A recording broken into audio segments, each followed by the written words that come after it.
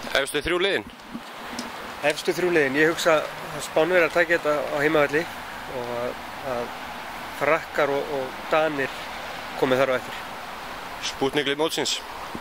Ég held að það verði liðið sem lendi í öðru sæti í byrjunarleik og ég vona að það sé Ísland af því að ég held að það lið komist allavega í undanúrslit.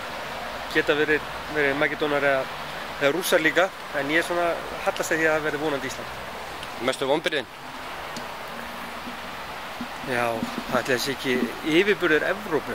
Mér finnst aðrar heimsálfur ekki hafa tekið vissir svona eins og kannski var vonast eftir og svo sé kannski ágætt frá okkar sjónarhorni sé að Evrópa sem yfirburði í þessu og Ísland sé ofarlega þá svona vill maður sjá einhvern veginn meiri breidd í þessu og það er svona held ég að verði helstu vonbrigðin að Evrópa skipa sig jafnvel 12 efstu sætum. Hversu langt fara strákarnir okkar? Já, eins og ég sagði áðan, ef þeir lendi í öðru sæti í riðlinum, ég tala nú ekki með þeir vinnan, þá hugsa ég fari í undanúrslit. Og þá held ég reyndar að þessi komið svo það langt í mótið að breiddin fara að setja til sín og fjórða sæti verði niðurstaðan, en ef við lendum í þriðja sæti þá fáum við líklega Spán í 8 úrslitum og tala nú ekki ef við lendum í fjórða sæti þá er það Frakkland strax þannig að lykillinn að koma svo langt þá er að ná öðru sæti í riðlinum að minnsta kosti. Markahæstur? Á mótinu? Já, það er Kirill Lazarov, held ég að sé engin spurning. Áhugaverður leikmaður til að fylgjast með? Já, Mads Mensa Larsen hjá Danmörku. Mér finnst hann gríðarlega spennandi og ég var fyrir miklum vonbrigðum þegar hann var ekki valinn í danska landsliðið fyrir Ólympíuleikana.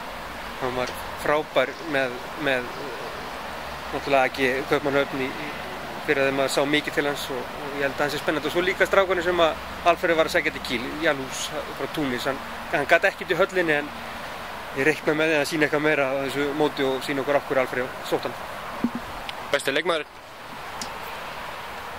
Besti leikmaður mótsins?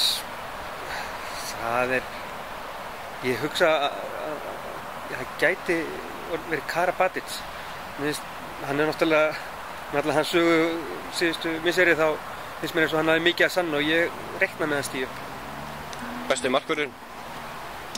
Já, það er Landin, sérstaklega á Danir fara langt og svo er það Serbarnir tveir, annars vegar Stanic í serbneskan liðinu og svo Sterbik í spænska. Ég held að þeir eiga mjög gott mót líka. Hvað finnst þér að ekki sé lengur milliriðlar, heldur að fara beint í útslagkeppni eftir riðlakeppni? Það er í rauninni bara frábært. Þetta er skemmtilegra fyrirkomulag og liðin verða síður þreytt held ég líka þegar líður á mótið. Það er náttúrulega bara að fara betri handbolta og skemmtilegra mót. En ég er svo sem ekkert viss að þetta nýtist Ísland eitthvað sérstaklega vel eins og margir á að tala finnst mér. Þannig að þess að ég man nú vel eftir Ólympíuleikunum en í fyrirkomulagi finnst mér skemmtilega. Hvað mun koma mest á óvart? Á mótinu? Ég held að það sé líklegast liðið sem lendi öðru sæti í byrjunarliði svo komið enn aftur inn á það og þá vonandi Ísland. Aron Pálmarsson vs. Mikael Hansen? Já, þetta er náttúrulega bara fíkistislega spurning. Mikael er kannski skrifið framar í dag en ég held að upp yfir staðið og áður langt og líður þá verði Aron orðinn betri og ég myndi alltaf velja hann fram með.